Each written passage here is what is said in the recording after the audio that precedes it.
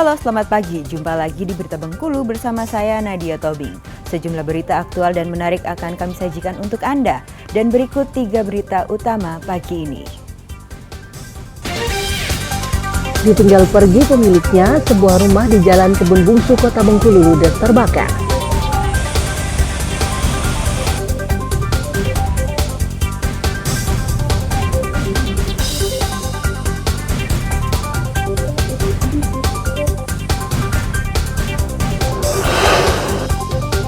Protes jalan rusak, puluhan warga Kurotidur, Bengkulu Utara gelar aksi lepas dan pancing ikan lele di kubangan jalan.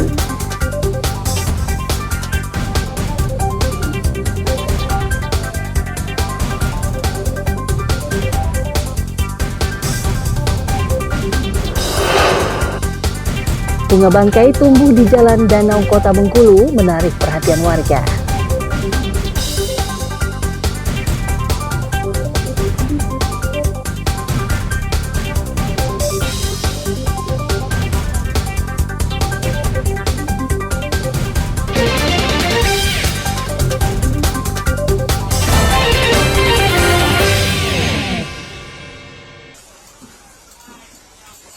Sebuah rumah di Jalan Kebun Bungsu, Kelurahan Kebundari, Kota Bengkulu, pada Selasa malam dilalap si jago merah.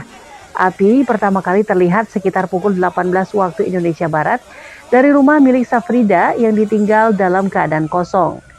Petugas pemadam bahaya kebakaran bersama warga tampak bahu-membahu memadamkan api lantaran khawatir api merembet ke rumah lain di permukiman padat penduduk tersebut.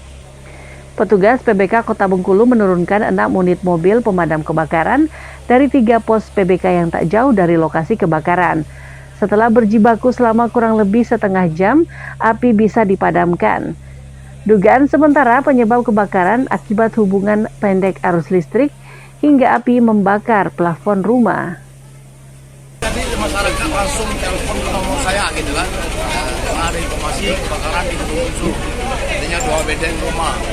Ya, 2 bedeng rumah ya? Katanya 2 bedeng rumah. Ini kan rumah satu di dua kamar istilahnya kan, sudah 2. Nah, nanti kita langsung menunjukkan yang ada pos terdekat di sini pos 3.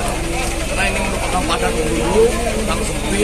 Bayangkan warga banyak ya. Alhamdulillah kita dapat antisipasi tidak meluas rumah ini begini. Alhamdulillah. Ya.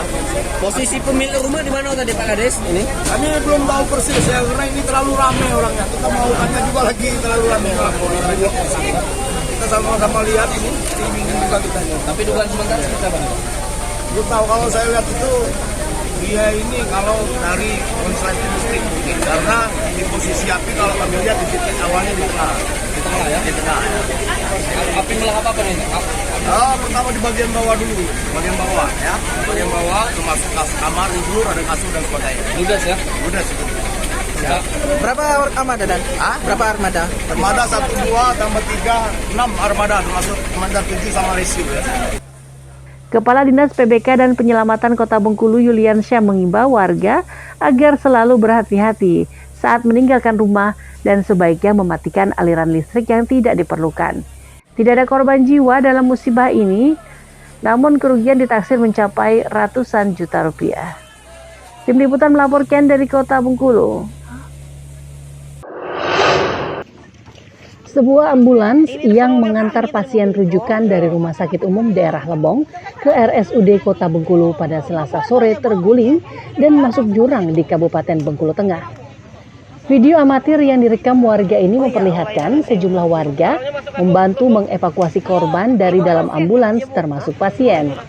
Kecelakaan tunggal ini mengakibatkan pasien bernama Fatmawati 71 tahun dan anaknya Mardani 41 tahun meninggal dunia. Sedangkan sopir, pendamping sopir dan 2 keluarga pasien lainnya hanya menderita luka ringan. Dari keterangan Satlantas Polres setempat, sebelum kejadian, mobil melaju dengan kecepatan antara 60 hingga 80 km per jam. Saat melintas di tempat kejadian, jalan dalam kondisi basah akibat diguyur hujan. Diduga sopir hilang kendali di tikungan hingga mobil terguling dan terjun ke jurang. Jadi menurut kronologi dari laporan saksi maupun dari pengemudi, terkait itu murni laka tunggal. Saat itu mereka berjalan dari arah Kepayang menuju Kota Bengkulu. akan menuju ke rumah sakit kota. Di saat di TKP tikungan dan juga keadaan pasca hujan, jalanan masih basah. Ya, mungkin dengan kecepatan tinggi, jalan basah, jadi terjadilah off control, jadi kurang tidak terkendali oleh pengemudi. Oke Pak, dari informasi terkini ada berapa korban dalam kecelakaan ini Pak? Untuk saat ini yaitu ada korban meninggal dunia 2, luka berat 1 dan luka ringan 2. Pak, ini yang meninggal dunia ini ada hubungan keluarga Pak? Jadi di dalam itu ada pasien yang diantar di dalam mobil ambulan, yaitu meninggal pasien dengan keluarga si pasien tersebut. Saat ini seluruh korban telah dievakuasi ke RSUD Kabupaten Bengkulu Tengah. Sementara ambulans yang masuk ke jurang telah dievakuasi ke Mapolres Bengkulu Tengah. Tim Liputan melaporkan dari Bengkulu Tengah. Angin kencang yang melanda Kabupaten Rejang Lebong menelan 1 korban jiwa. Burhan 50 tahun warga desa Perbo, Kecamatan Curug Utara, tewas akibat tertimpa pohon kelapa. Kasih Humas Polres Rejang Lebong Ibtu Sinar Simanjuntak membenarkan hal tersebut. Korban ditemukan warga di kebunnya sendiri pada hari Selasa sekitar pukul 18.30 waktu Indonesia Barat. Jadi menurut keterangan keluarga bahwa korban tidak merasakan batang tersebut akan roboh karena batang kelapa tersebut memang sudah lama ditebang dan sudah membusuk. Untuk korban sendiri ini ditemukan oleh siapa? Korban ditemukan oleh warga sekitar dan setelah ditemukan dikasih tahu kepada keluarganya dan langsung masyarakat mendatangi tempat tertimpanya korban di kebunnya sendiri. Dari hasil di TKP itu sendiri memang murni gara-gara pohon tumbang itu kasih?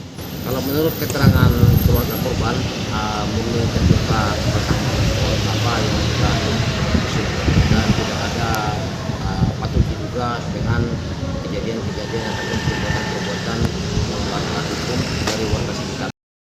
Usai dievakuasi, jasad korban langsung dibawa ke rumah duka untuk dikebumikan. Warga diimbau agar tetap berhati-hati dan waspada dengan menghindari berteduh di bawah pohon besar yang telah rapuh, terlebih saat angin kencang melanda. Rizky Mardani melaporkan dari Rejang Lebong. Seorang warga Jalan Budi Utomo, Kelurahan Beringin Raya, Kecamatan Muara Bangkahulu melapor ke Polresta Bengkulu usai menjadi korban perampasan oleh 2 orang yang diduga petugas debt collector.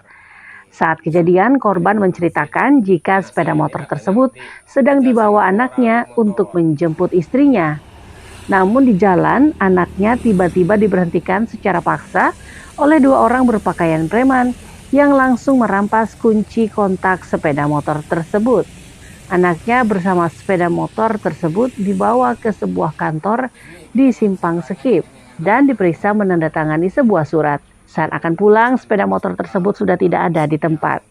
Korban menolak disebut leasing, tidak membayar cicilan 5 bulan dan diminta membayar uang 12 juta rupiah untuk mengambil motornya yang disita.